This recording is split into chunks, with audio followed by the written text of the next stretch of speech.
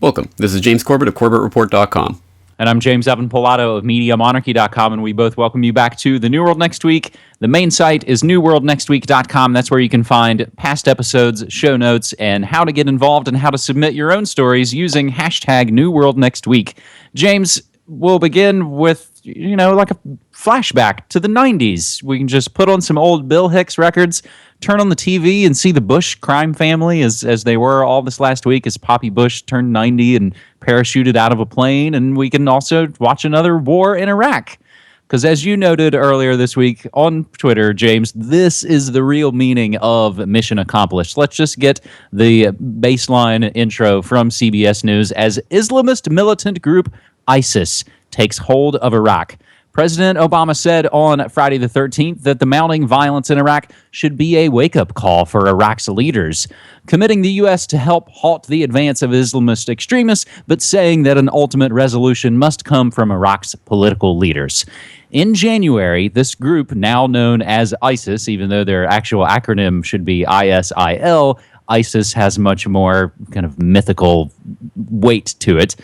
In January, they captured Fallujah, the regional hub just 40 miles west of Baghdad, raising fears of an incursion into the Iraqi capital. The fighting took another dramatic turn this past week when ISIS militants seized Mosul, Iraq's second largest city, and the heart of the Kurdish community in northern Iraq. James, some of the latest just coming in this day today, as I come to you, June 18th. They've attacked Iraq's largest oil refinery, which, again, should cause question of who these attacks really benefit. But let's break it down with an article posted to Global Research that notes the U.S. was trained, or rather, the U.S. trained ISIS, I should say, at a secret Jordan base. Members of the Islamic State of Iraq and the Levant, or ISIS, were trained in 2012 by U.S. instructors working at a secret base in Jordan, according to informed Jordanian officials. The officials said dozens of ISIS members were trained at the time as part of covert aid to the insurgents targeting the regime of Syrian President Bashar al-Assad. The officials said the training was not meant to be used for any future campaign in Iraq, but the Jordanian officials also said ISIS members who received U.S. training to fight in Syria were first vetted for any links to extremist groups like Iraq. James, please help us break down this latest round of seemingly never-ending, decades-long war of aggression. Well, that's exactly what this is about. It's about constant destabilization, and what I mean by this is the real mission accomplished is that this was the long-term plan of course, the PNAC crew, and even going back well before them, going back to the Oded Yunom plan. Israel has had Iraq in its crosshairs for a very long time, wanting to break it up, wanting to break up all of the different parts of the region into warring factions. And as we see the possibility of Iraq being split in an official sense now between Kurds, Shiites, and Sunnis, I think we are seeing the beginnings of the possibility of that. So some huge shifts that are taking place on the geopolitical table right now. I'm glad you pointed out that U.S. trained ISIS at Jordan base. I think that's a very important story, and that goes back to a story that Boiling Frogs Post broke back in December of 2011, and I actually did an interview at that time with an insider whistleblower who was talking about U.S. training at that Jordan military base. We got a lot of flack for that at the time. Oh, you're just making this up. Why should we trust you? It was confirmed a year later in the alt media, 2 years later in the MSM, even the Guardian and papers like that were talking about it. And now it comes out, oh yeah, they were training ISIS as well. So very important little thread of that story right there. And of course it's being framed in a lot of the media that's reporting on it as blowback. Oh, it's blowback. No, it's not blowback. It's the U.S. training these terrorists to be terrorists. That's exactly what the U.S. is doing. That's what they've done for a very long time. Let's not sugarcoat it or put a candy floss over it. Now, what I think is really happening here, in addition to the breakup of Iraq, we're seeing some huge swings on the geopolitical table, and potentially ones with very large ramifications, including the fact that the U.S. and Iran are collaborating at the table right now because both of them do not want do not want ISIS to reach Baghdad or to overthrow the Iraqi government altogether. Obviously, the Shiites in Iran have a vested interest in making sure that the Wahhabist Sunni terrorists don't overrun the country, and the U.S., at least nominally, has to be on their side in all of this, although Iran should be very careful about this, because if they don't understand that the U.S. is funding the Sunni terrorists as well, then they're just a bunch of dum-dums. But now we also have Saudi Arabia, of course, which is quite explicitly helping to fund and train ISIS, and our Wahhabists themselves. They obviously are tacitly and in some respects openly supporting ISIS, and thus are against the official U.S. policy. Yet another wedge between the U.S. and Saudis, which, as Saudi begins to develop its relations with China, I mean, this is becoming a very important shift that's going on right now, and some people are talking about this as the end of the petrodollar. I don't know if it's the end, but it might be the beginning of the end, and that's going to be a very long process. In fact, the U.S. and Saudis just signed another $60 billion arms contract, their largest ever, so I'm not sure that wedge is going to be driven home quite yet, but it is forming, and that's extremely significant. So a lot is on the table right now, and of course this also brings in the possibility that we will see that Syrian intervention after all, because hey, ISIS was operating from there as well. So you gotta, if you're gonna send in troops anywhere, you might as well send them to Syria as well. So a lot is happening right now. We're gonna have to keep our eyes on this story and follow the developments, because I think this is gonna turn on a dime. James, we will include links to that Boiling Frogs Post piece, as well as things to help flesh out, as you just did, the geopolitical scene. And unfortunately, that's not going to be the last time in this episode that we talk about the terror creation complex. However, let's move to our second story this week with another major piece of news that we gave reference to on previous episode of New World Next Week, but didn't get into.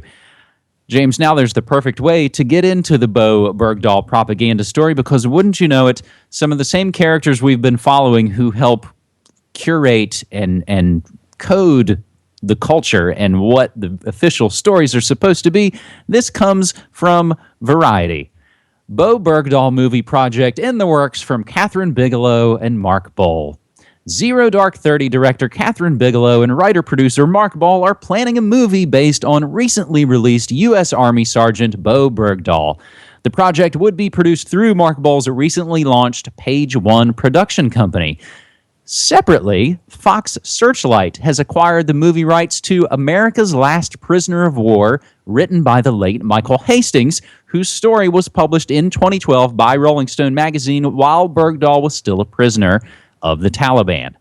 Bo Bergdahl spent, this is the official story as we know it, Bo Bergdahl spent 5 years as a prisoner of war of the Taliban until his release on May 31st in a controversial exchange for 5 Taliban prisoners at the U.S. military facility in Guantanamo Bay, Cuba.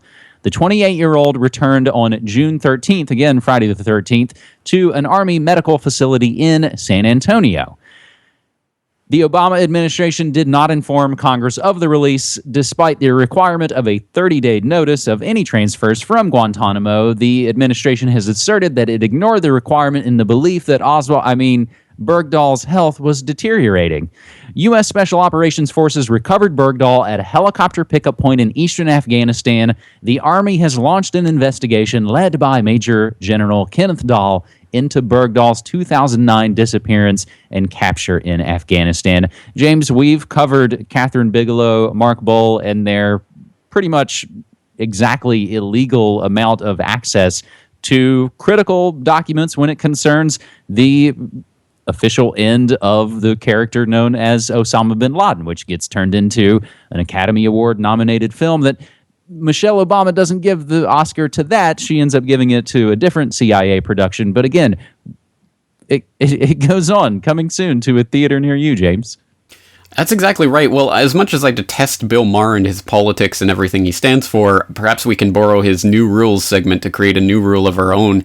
New rule: if Zero Dark 30 and its producers or directors or anyone associated with that film is involved with another film about a historical subject or an ongoing political subject, chances are it's a psyop, and we should treat it as such. So Zero Dark Snow Job is going to be the veneration of that CIA NSA insider there, that snow job that's taking place. And now we have the Bo Bergdahl snow job, which is just a psyop of a different sort. And that's the way I place this Bergdahl story. This is complete psyop to keep people in the war on terror narrative and to keep thinking about that. And I think it's feeding into something very, very worrying that I'm seeing developing, which is this new meme of the new 9/11.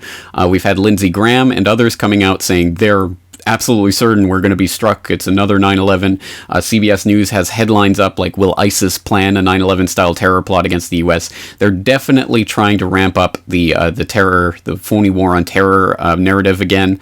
Can you believe it? And so because I think because their plot in Eastern Europe with Ukraine didn't quite work as planned, so they're kind of dropping that narrative now and going back to their old standard. And I think that this Bo Bergdahl movie and all of that just feeds into that. Oh, they've released 5 terrorist masterminds. I wonder if they'll be involved in the next plot. And then we can all blame it on Obama and go back to some Republican government or something of that sort. A very, very worrying development. So we have to be out in front of this one and calling it for the BS that it is. This all really plays into, James, here in the States, what you just referred to, that the phony political assignments. And this gets built up even more as we have this recent Benghazi arrest. And these are the sorts of things. So whether it's Benghazi or whether it's Bo Bergdahl, this is the real big kind of Fox News rabble talk radio that's getting the phony conversation going. I'm glad you reminded me of the fears of, are they planning a new 9/11? I'll include a link to my own snarky tweet that said, is ISIS planning new 9/11 attacks? I don't know. Let's ask at CIA, who just officially joined Twitter in this past week. James, as we make a technology note, we will shift to our third and final segment this week on episode 197 of New World Next Week, as hockey fans in Los Angeles down a drone in a Stanley Cup frenzy.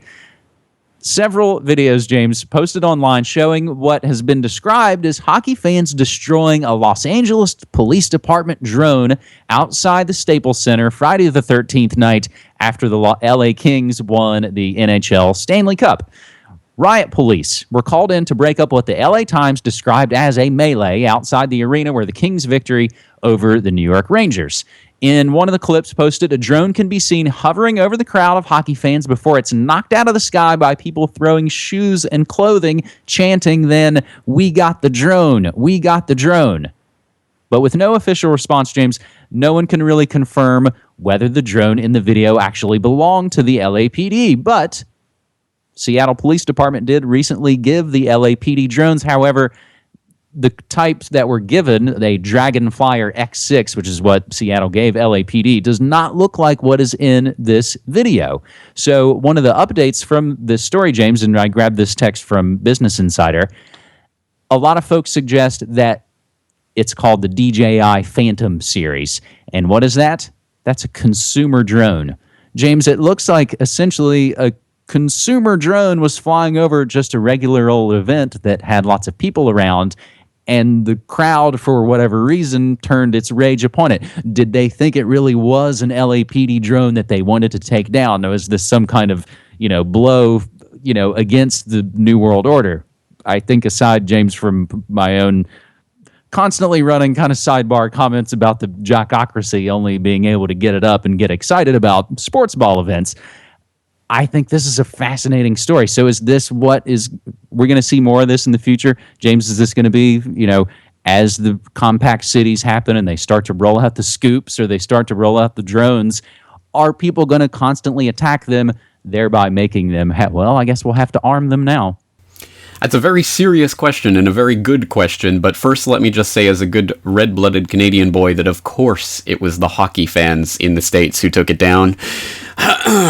Go Kings. Anyway, yes, this is, such an important story for what it portends and what we can imagine, what we can extrapolate from this, because of course this is just some harmless little whatever commercial drone or whatever it was, and it got taken down. Not a big deal in the scheme of things, but you really can imagine this extending out, and exactly as you say, if people are peacefully taking down a drone that's just hovering over them today, well, what's going to happen when the police start arming them? And we need crowd control drones and all of this. It is truly nightmare stuff. And I don't know about anyone else in the crowd, but I have shivers down my spine when I really think about that developing into the type of nightmare scenario that it can.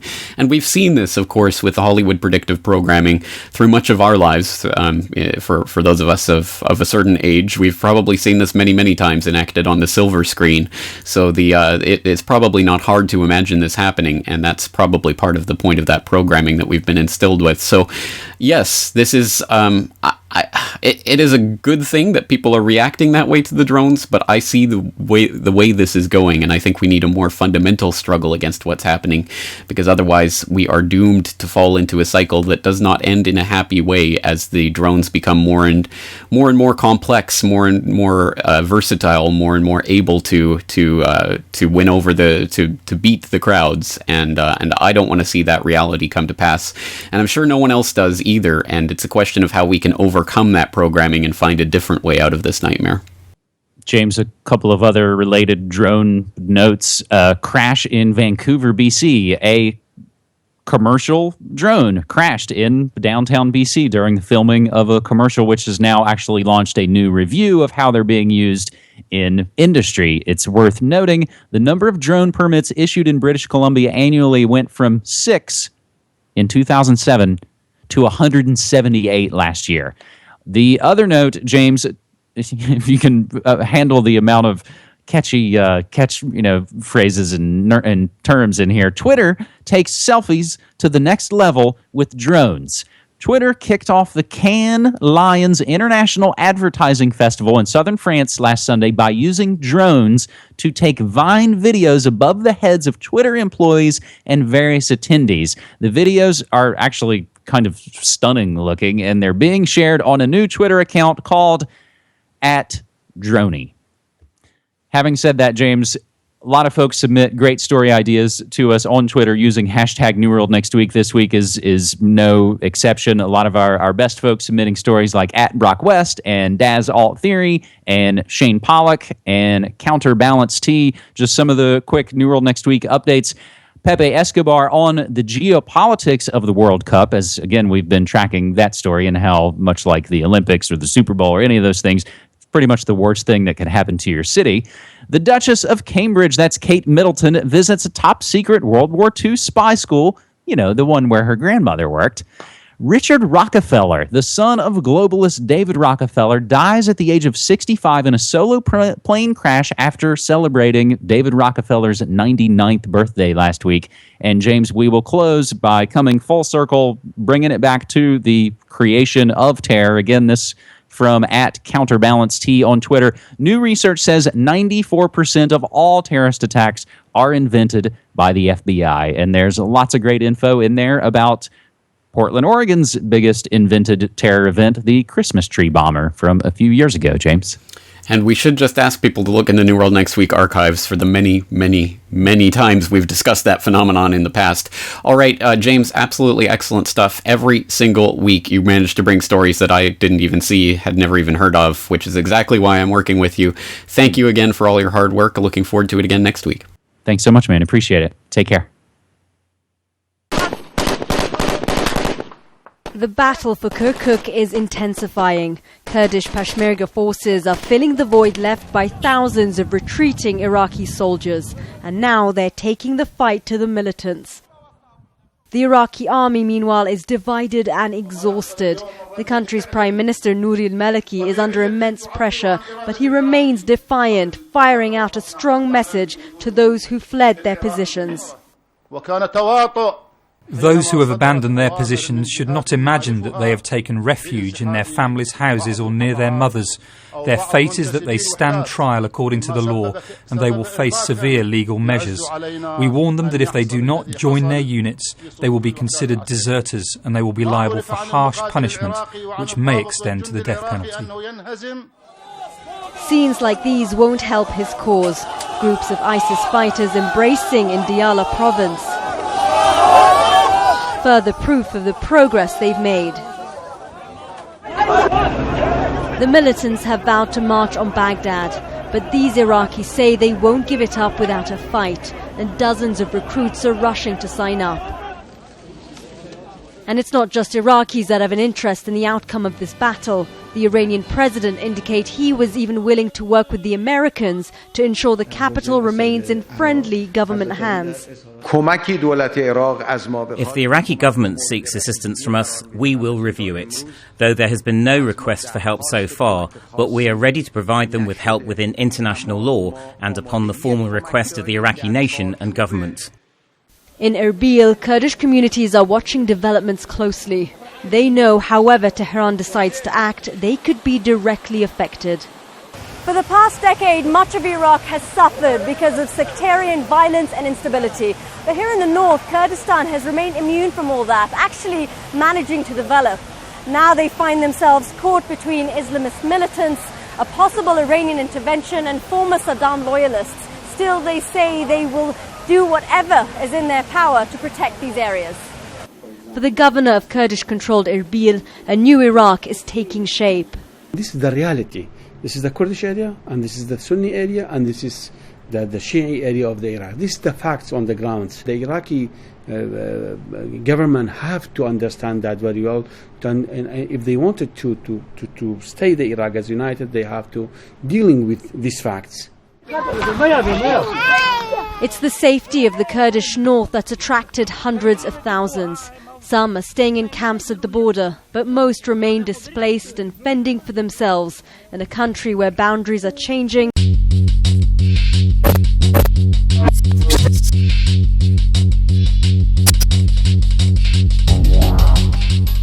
The Islamic State of Iraq and Syria, or ISIS, is a group so vicious and unmanageable that al-Qaeda expelled them in February of 2014. ISIS uses the ever-expanding safe haven straddling the Iraq-Syria border to pursue a regional Sunni caliphate.